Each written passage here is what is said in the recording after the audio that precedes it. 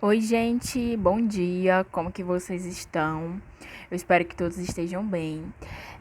Hoje nós vamos continuar falando sobre as grandes navegações, né? O que se deu a partir das grandes navegações. Lembrando que no vídeo anterior nós já iniciamos o terceiro bimestre. Então é importante que vocês compreendam as grandes navegações. O mercantilismo está no mesmo capítulo, inclusive, então tá tudo interligado. É, é importante que vocês tenham entendido quais foram os primeiros países a se lançarem ao mar, por que, que eles se lançaram ao mar, como eles se lançaram ao mar, quais eram os seus objetivos, o que se deu a partir disso, né, a partir do momento que eles encontram outros territórios que não ficavam só na Europa, outros continentes, o que é que eles fazem nesses outros continentes. Então é importante que vocês compreendam tudo isso para nós entendermos o assunto de hoje, que é o mercantilismo. Gente, lembrando que a videoaula ela é uma extensão do livro. Então, para vocês terem uma compreensão maior, vocês precisam ler o livro, vocês precisam ler o capítulo, porque só o vídeo vocês não vão compreender, certo? E aí, né, iniciando aqui, vamos relembrar alguns pontos que vocês precisam entender. Antes do mercantilismo existia o que a gente chama de feudalismo, né? O sistema feudal. O sistema feudal ele é basicamente um sistema de trocas entre o senhor feudal e o servo. O servo que precisa de um lugar para morar, ele vai pedir, né, através de uma troca, um pedaço de terra do território do senhor feudal, né? Do terreno do senhor feudal. E aí ele vai morar nesse terreno. Só que o que é que o senhor feudal vai pedir em troca? Ele vai pedir que o servo produza nesse terreno e a maior parte do que ele produzir, ele vai ter que dar para o senhor feudal. Então era um sistema de trocas. O senhor feudal daria esse espaço para o servo morar, o servo produziria nesse espaço, né? E iria dar a maior parte do que ele produziu para o senhor feudal. Era um sistema de trocas, certo? Só que acontece, esse sistema feudal ele vai entrar em declínio a partir do século XIV, quando a Europa ela vai passar por diversas guerras, epidemias, alterações climáticas, que vai impossibilitar as colheitas, né? E automaticamente, quando não se tem colheita, as pessoas não vão ter alimentação e vão passar uma fome. E aí vai ter essa fome generalizada. Estes acontecimentos vai demonstrar uma fraqueza do feudalismo, com seu sistema político descentralizado, incapaz de superar as crises que se faziam cada vez mais fortes. Então, tudo isso vai prejudicar o feudalismo. Então, a partir do declínio do feudalismo, vai existir transformações significativas no campo cultural, no campo econômico e político, que vai dar início ao que a gente chama de Idade Moderna. Meus amores, na história, nós dividimos os períodos, né, através de uma linha do tempo. Então, observem a foto. Vai ter a pré-história, né, com os Homo sapiens. Vai ter a Idade Antiga, né, que é o início da escrita. Vai ter a Idade Média, vai ter a Idade Moderna e vai ter a Idade Contemporânea. Nós vamos estar falando especificamente da Idade Moderna. Aliás, nós já estávamos falando sobre a Idade Moderna quando nós começamos a falar sobre o Renascimento Cultural, que a gente já falou, né? Cultural e científico, Reforma Protestante, absolutismo. Meus amores, o absolutismo eu vou separar um vídeo específico para falar sobre ele, tá? Expansão marítima, a expansão marítima, são as grandes navegações, o colonialismo. O colonialismo, gente, a partir do momento em que os países, né, eles, através das grandes navegações, chegam em outros territórios, chegam em outros continentes, né, eles vão chegar na África, na Ásia, na América, e aí, quando eles chegam nesses continentes, eles vão fazer o quê? Colonizar, eles vão explorar esses continentes. E aí é o que a gente chama de colonialismo. Também vai existir outros pontos, mas esses outros pontos da Idade Moderna a gente vai estudar só no oitavo ano, que são as revoluções inglesas, iluminismo, independência dos Estados Unidos, Revolução Francesa.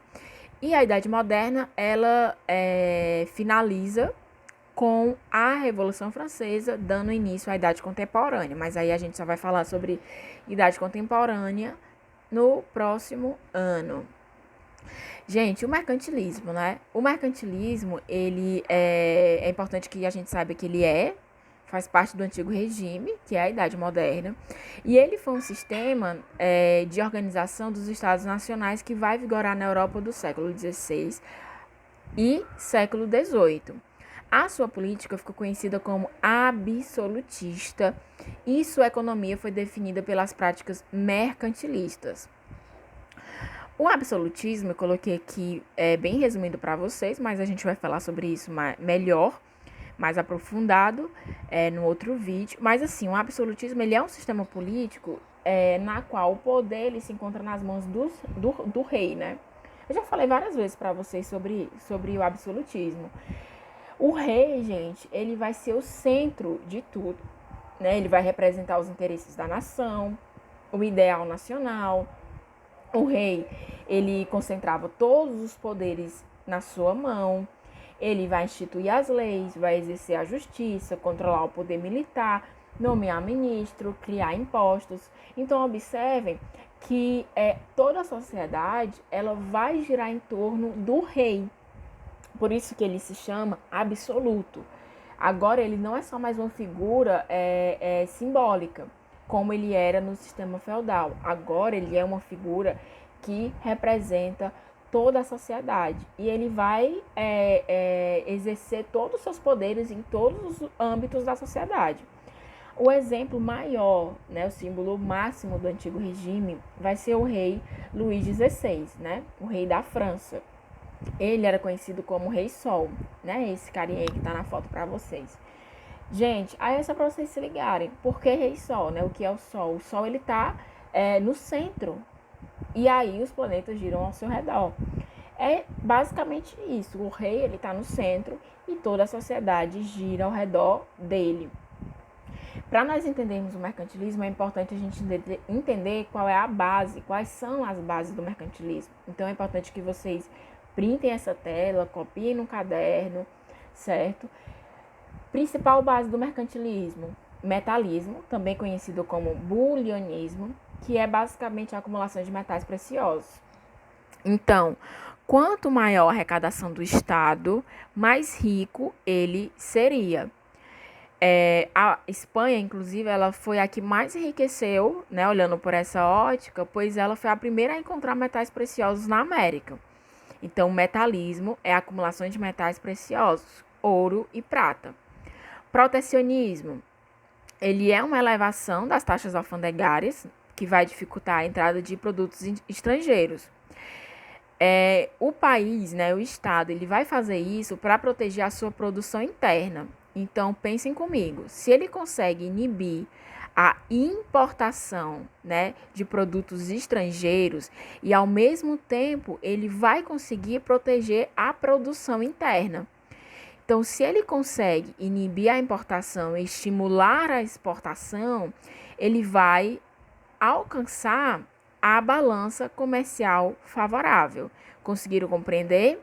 Então, protecionismo, ele protege as taxas alfandegárias, né? Aumentando as taxas alfandegárias, né, no caso da entrada de produtos estrangeiros, e aí automaticamente ele vai proteger a sua produção interna, certo? E aí isso se dá na balança comercial favorável automaticamente, né? A balança comercial favorável é basicamente o saldo positivo da economia, ou seja, conseguia exportar mais do que importar. Ele conseguia mandar, né, vender mais do que comprar mais, né? É só vocês refletirem. Se a gente vende mais do que compra, nós lucramos mais, nós temos um lucro, né, positivo. Um outro ponto vai ser os monopólios. Os monopólios é a exclusividade do comércio e exploração. O exemplo disso, para vocês entenderem melhor, no início da colonização portuguesa, o Estado, Portugal, né, ele vai monopolizar a exploração do pau-brasil aqui. Ou seja, A extração do pau-brasil era uma exclusividade da coroa. Ninguém mais poderia explorar o pau-brasil, apenas a coroa.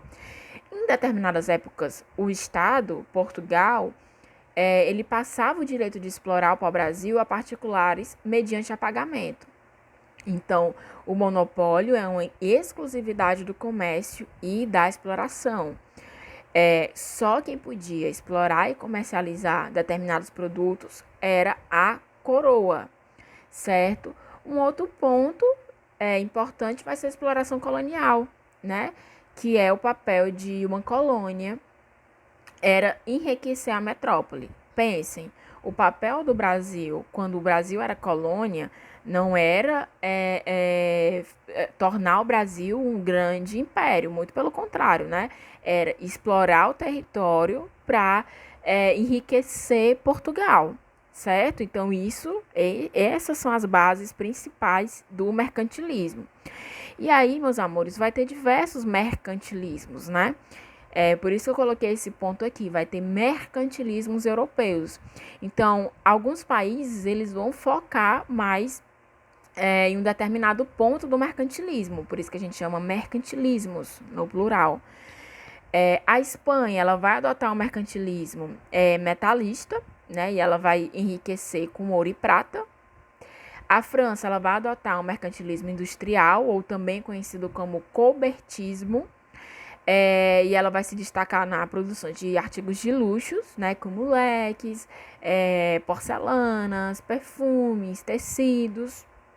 Portugal, ela vai adotar o mercantilismo de plantagem, ela se pautava na exploração comercial, era uma exploração baseada na exploração do extrativismo agrícola. É só pensar no Brasil, né? O Brasil era voltado para esse mercantilismo de plantagem.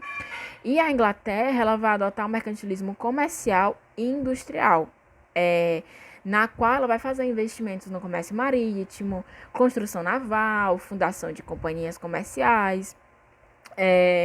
Ela foi o mais eficiente por focar na produção e na distribuição. É só pensar, a Inglaterra, né, ela foi o primeiro país a se tornar industrializado.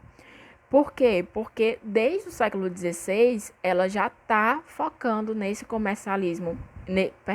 nesse mercantilismo comercial e industrial, certo? Na próxima aula, meus amores, a gente vai continuar falando sobre as grandes navegações, mercantilismo. Eu vou fazer um vídeo sobre absolutismo. Eu espero que vocês tenham gostado, né? Quem gostou, bate palma. Quem não gostou, paciência. Brincadeira, viu, gente? Mas aí, na próxima aula, se vocês não tiverem entendido alguma coisa, podem falar comigo no WhatsApp, tá bom? E até mais.